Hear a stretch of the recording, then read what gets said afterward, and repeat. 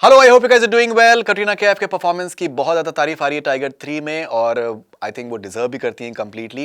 अगर किसी एक किरदार के बारे में, किसी एक परफॉर्मेंस के बारे में यूनैनिमसली लोग अच्छा कह रहे हो, तो इसका मतलब ये है कि that performance has stood out, and that is what Katrina has managed to do in Tiger 3। Katrina से मैं बहुत सालों से मैं इंटरव्यूज़ कर रहा हूँ। कटरीना ने उनकी जो एक शिद्दत है, जितना मेहनत करने की उनके अंदर एक एबिलिटी है, वो एक्स्ट्रॉर्डनरी है। जहाँ तक टाइगर सीरीज़ की बात है, उनसे मेरी काफ़ी बातें हुई हैं, और उसमें ये सब चीज़ें भी सामने आई थी कि जोया के ऊपर एक स्टैंड अलोन फिल्म बनने की भी बातें हुई हैं, और वो इत्तेफाक से अब तक नहीं बन पाई है। लेकिन अगर हम टाइगर 3 में देखें, तो जो जो बातें हुई हैं कि जोया की बैक स्टोरी को लेकर, उनके फादर का जिक्र है इसके अंदर, तो वो सारे एलिमेंट इसके अंदर आते हैं। और उससे पहले उनका बैकग्राउंड क्या था, how she was in ISI, किस तरीके से फिर वो क्या क्या होता है, why she just becomes a rogue agent, and how she falls in love with Tiger, and the way things happen. अब तक जो तीन सीजन्स आए हैं, तीन फिल्म्स आई हैं टाइगर की, उसमें सबसे ज़्यादा मुझे लगता है कि जो आई थिंक नोटेबल परफॉर्मेंस और एम्फेसिस उनके किरदार पे इस पर्टिकुलर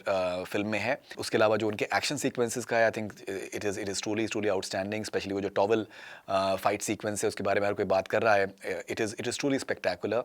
अगर हम उनकी जो एक जो लव स्टोरी का एलिमेंट है, उसमें भी जो एक शिद्दत है, एहसासात हैं, वो बहुत ज़्यादा इसके अंदर सामने आ रहे हैं। सो मैं यहाँ पे ये कहना चाहूँगा कि that I think Katrina Kaif एक एग्जाम्पल है कि कैसे एक एक्टर अपने ऊपर इतनी मेहनत कर सकती है, that she just rises above anyone else, and just because of her sheer hard work. यहाँ पर मैं एक एग्जांपल और देना चाहूँगा। कटरीना के साथ मैंने ट्रैवल भी किया है उनके शोज़ के लिए। ड्रीम टीम टूर उन्होंने किया था US में 2016 में। उसके बाद फिर दबंग टूर मैंने करीबन 6 साल मैंने कवर किया है, तो उसमें US कनाडा में और भी जगहों पे कटरीना शामिल थी उस टूर में। मुझे याद है, मैं सिर्फ एक एग्जांपल बताऊँगा कि पुणे की अगर हम बात करें, पुणे में शो था। देखिए, बाकी सारे एक्टर्स आते हैं, आधा घंटा, 1 घंटा, पौन घंटा अपना रिहर्स करते हैं, they good to go. Katrina Kaif Pune में अगर मैं बात करूँ, 3 घंटा रिहर्सल करा है। मैंने वहाँ पर उनका इंटरव्यू भी किया था, और मोबाइल पे इंटरव्यू किया था। इत्तेफाक से हम लोग उसको डाल नहीं पाए because she was sweating profusely, and she requested that उसको हम लोग ना डालें तो अच्छा है। बट द फैक्ट इज कि that she works so hard and always. देखिए, बहुत बार क्या होता है कि आप जब एक सर्टन मकाम पे पहुंच जाते हैं, तो आपको लगता है कि यार this much amount of practice good enough. She never takes it for granted. She always pushes herself to the next level. अगर आप उनके फिटनेस रेजिमेंट की बात करें, वो जिस तरीके से वो जिम में मेहनत करती हैं, इट इज़ अनरियल। जिस लेवल की उनके अंदर एबिलिटी है मेहनत करने की, अनरियल है। जिस तरीके से वो अपने डाइट का ख्याल रखती हैं, खाने का ख्याल रखती हैं, everything is measured and very properly taken care of. So I think she's a perfect example of someone who works very hard and has risen above herself.